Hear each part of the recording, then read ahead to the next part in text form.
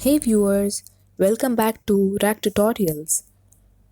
Here are some amazing facts about camel. So let's get started. What kind of animal is a camel? Camel is a mammal with long legs, a hump on its back, and a big lipped snout. So here are two types of camel. The first is dromedary camel and the second is Bactrian camel.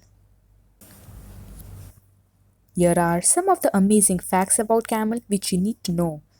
The camel is also known as ship of the desert.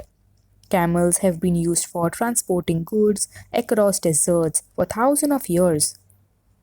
In fact, it is the only desert animal that can carry heavy loads of goods and travel for a long period of time without food or water. Humans have used camel for their wool, meat, leather, milk, and even dung, which can be used for fuel. It has many interesting facts also. Some of them are given, so do read and share. Also comment what you want to see next. If you like my video, do share and subscribe for more. Thank you so much for watching.